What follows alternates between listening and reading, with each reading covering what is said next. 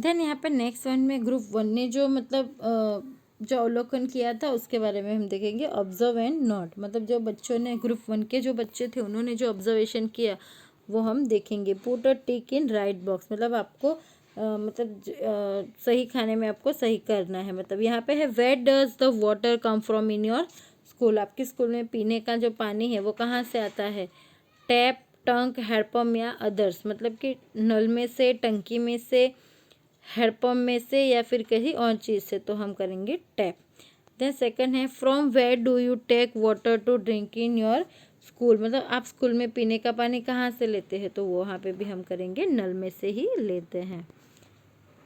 Then second यहाँ पे है if there is no tap, if there is no tap, मटका और hand pump, then how do you get drinking water, मतलब आप वहाँ पे अगर नल भी ना हो, मटका भी ना हो या हैंडपम्प भी नहीं हो तो पीने का पानी आप कहाँ से लाओगे।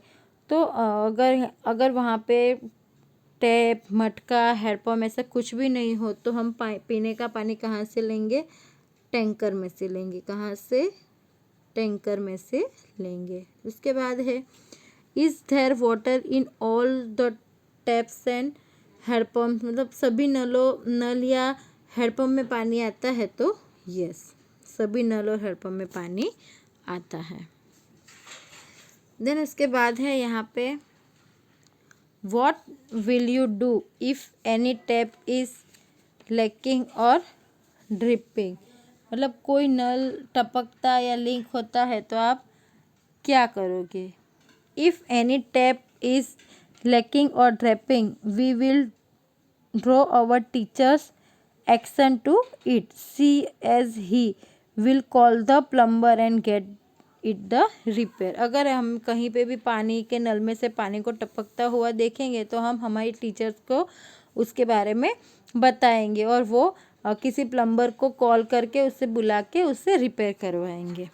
देन है आर ऑल द मटकास filled with water and are they covered, मतलब सभी मटकों को, मटके में पानी भरा और पानी भरा और ढका रहता है, तो यस, हर जगह पे जो मटका होता है ना उसको पानी भर के उससे कवर करते हैं, तो यहाँ पे आप लिखोगे यस। देन है आर द मटकास and other water containers clean regularly, मतलब मटकों या बर्तनों में मतलब जो पानी होता है उसे रोज़ साफ़ करना चाहिए, तो यस, उसे हमेशा ही रेगुलरली वॉश करना चाहिए। देन है how is water made safe for drinking, मतलब पीने का पानी पीने लायक कैसे बनाया जाता है, तो उस जो पानी है उसे पीने लायक बनाने के लिए क्या करना पड़ेगा, उससे हमेशा क्या करना पड़ेगा, उसे प्योरीफाई करना पड़ेगा। अगर वो स्कूल में है तो हम क्या करेंगे, स्कूल में वाटर प्योरीफाई है वो लगवाएंगे।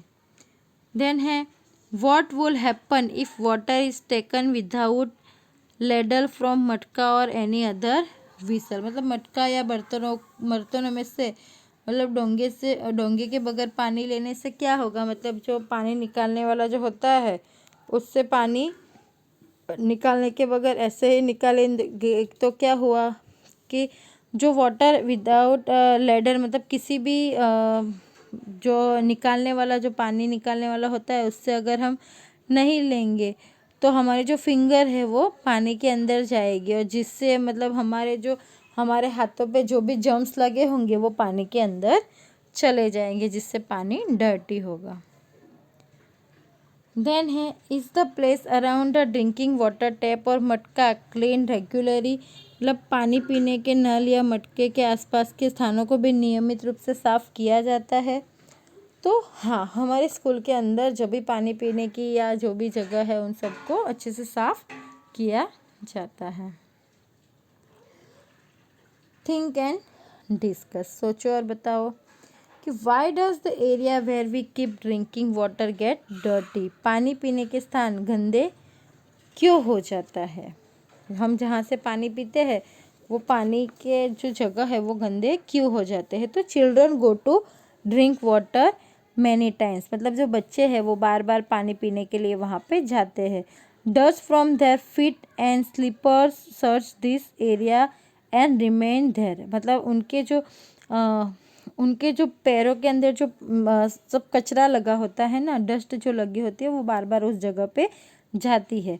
When water स्लीप्स the area become even dirty, और उसकी वजह से वहाँ पे पानी भी गिर जाता है। जो बच्चे पानी पीते हैं तो वो पानी भी गिरा देते हैं, उनके जो पैरों के साथ जो धूल जाती है उसकी वजह से वहाँ का जो एरिया होता है वो कैसा हो जाता है, गंदा हो जाता है।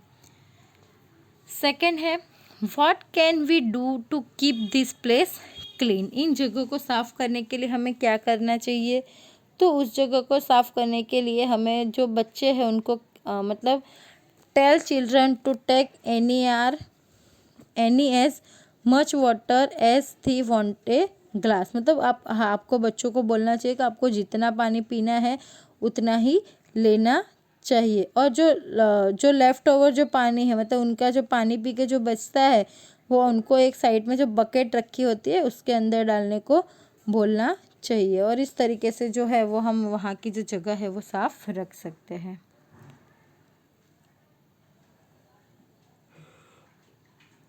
देन यहाँ पे है find out and right in your notebook, मतलब पता करके आपको अपनी नोटबुक के अंदर लिखना है।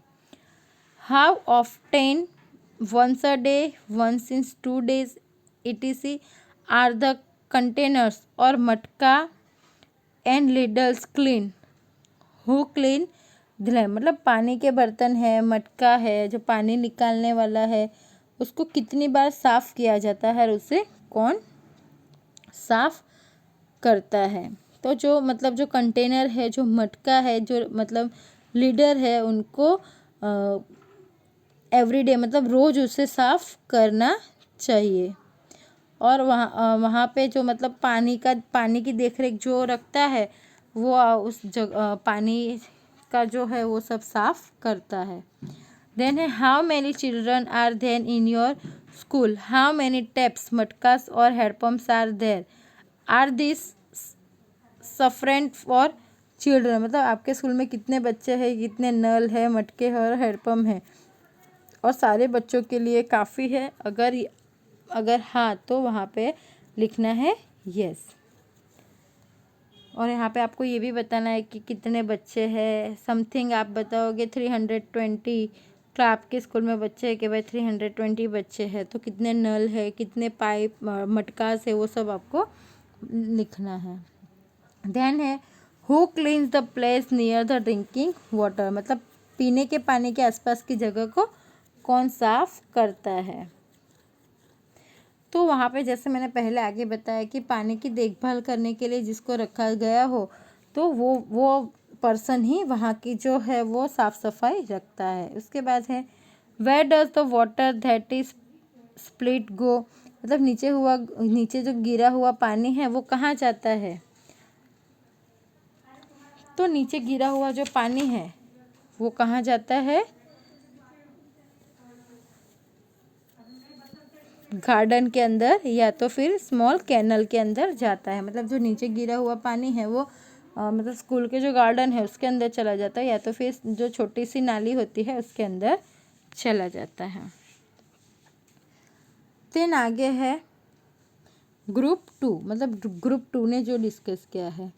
Put tick in the box. First है what are the toilet arrangement in your school, bullet toilet या ओपन एरिया, मतलब स्कूल का जो टॉयलेट है उसका इंतज़ाम कहाँ पे है, वो मतलब पक्का हुआ है या खुली जगह पे है, तो बुलेट टॉयलेट है। उसके बाद how many toilets are there, वहाँ पे कितने टॉयलेट है, तो वहाँ पे आप 4 या 5 आपके यहाँ पे जो जितने भी है वो आप लिख सकते हो। ओके।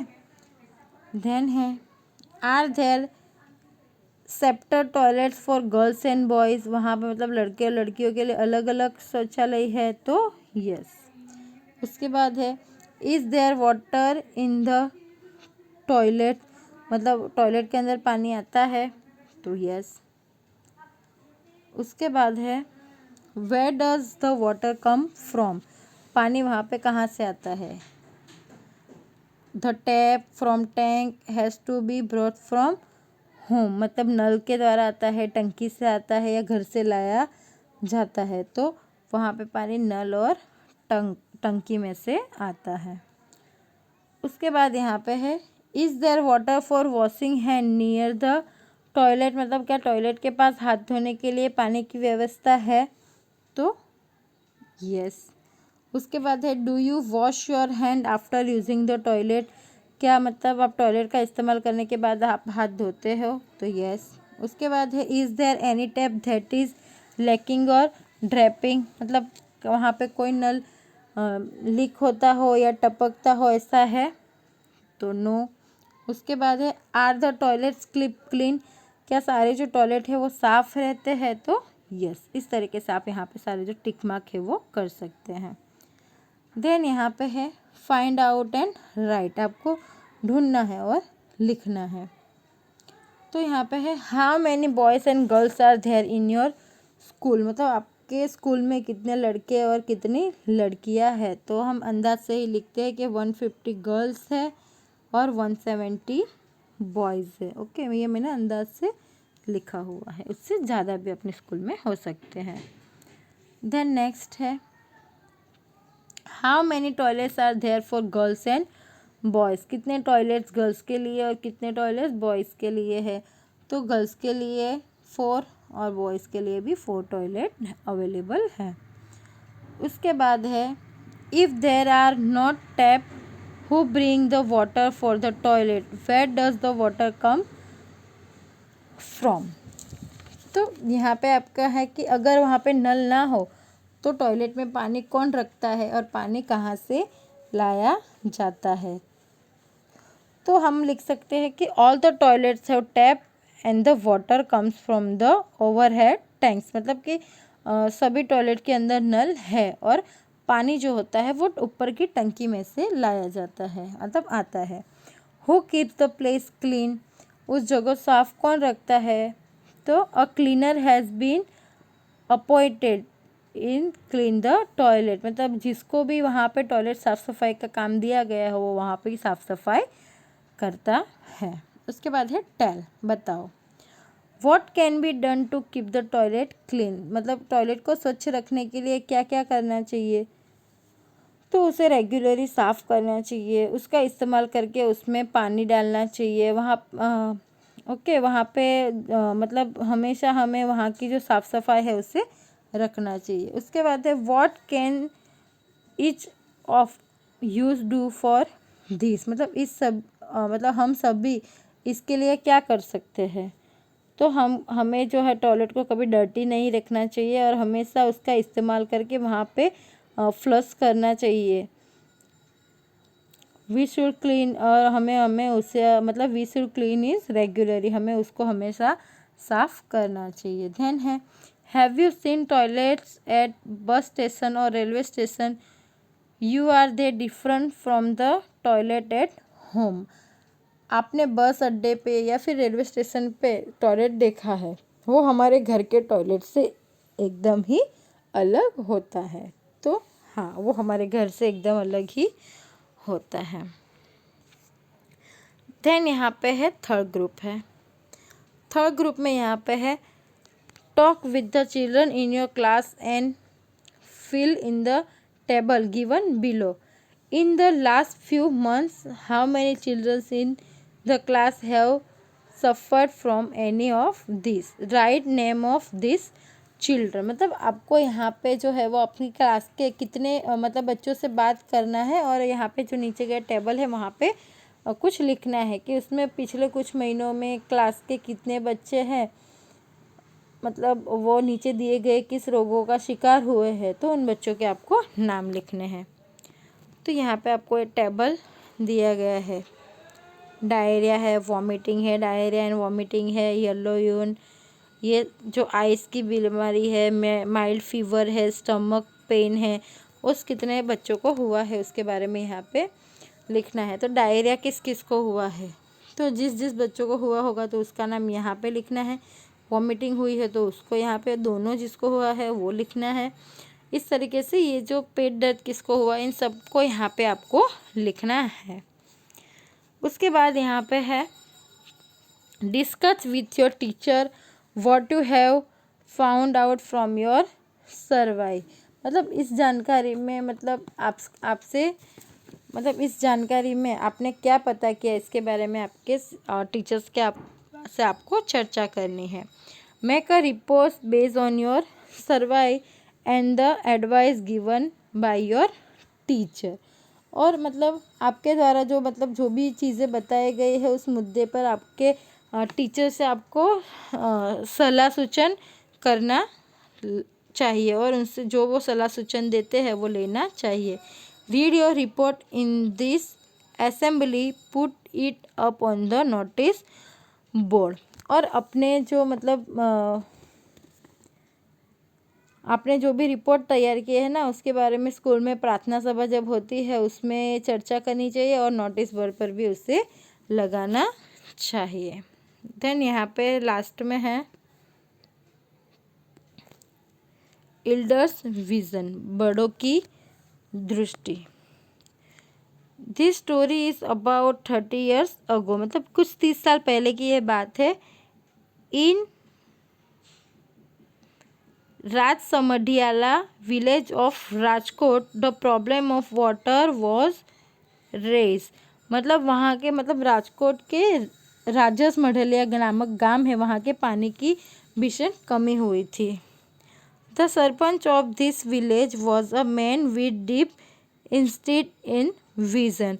मतलब उस समय के वहाँ के जो सरपंच थे उन्होंने जिला ग्रामीण विकास सत्तामंडल का संपर्क किया। एट दैट टाइम ही contact district rule department against and regulation to build a check dam. और जिला ग्रामीण विकास सत्तामंडल द्वारा वहाँ पे एक डैम बनाया गया। इन 1985 rural development against bullet 45 check dams in 190 hectare area in the village। और वहाँ पे जो है तो उन्होंने जो 190 हेक्टर जो विशाल ज़मीन है वहाँ पे 45 वहाँ पे डैम्स उन्होंने बनवाए। Next year there was heavy rain in this area so all check dam got fill with water. और दूसरे साल वहाँ पे अगले ही साल वहाँ पे बहुत जोरों की बारिश हुई और उससे तो सभी जो चेक डैम थे वो पानी से भर गए। The level of water rights up about 50 metre deep water leave was available to the people. और पानी का जो स्तर है वो बहुत ऊंचा हुआ, केवल 15 मीटर की गहराई से लोगों को पानी मिल रहा था। In 2002 there was drought, however because of the vision of the people of this village they did not have any trouble। और बड़ों की इस दीर्घ दृष्टि से के फलस्वरूप उनको 2002 में अकाल में भी इस गांव में लोगों को जो किसी भी तरह की कठिनाइयाँ है उसका सामना नहीं करना पड़ा। The years also people were able to take crop for all the 3 seasons। people were happy and healthy। वहाँ पे उनको इन जो बड़ों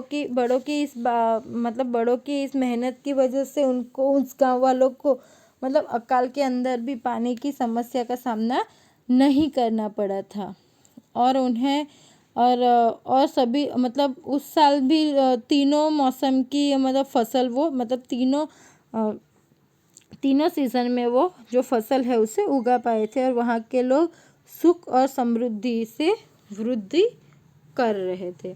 तो इसी के साथ स्टूडेंट्स हमारे जो चैप्टर नंबर 18 है वाटर फ्रॉम डिफरेंट प्लेस वो यहाँ पे फिनिश हो रहा है। तो मैं आशा करती हूँ कि इस चैप्टर के अंदर वाटर हमारे लिए कितना ज़रूरी है और अगर वो दूषित हो जाता है, गंदा हो जाता है तो उससे हमें कई तरीके के रोगों का सामना करना पड़ सकता है, उसके बारे में समझाया है। तो पानी है वो हमारी लाइफ है तो हमें उसकी बचत करनी चाहिए, हमें पानी को कभी भी व्यस्त नहीं करना चाहिए। और अगर हम कहीं पे इससे पानी का नल खुला देखते हैं तो हमें उसे जाके बंद कर देना चाहिए। तो अब हम मिलेंगे नेक्स्ट चैप्टर में, तब तक के लिए बाय।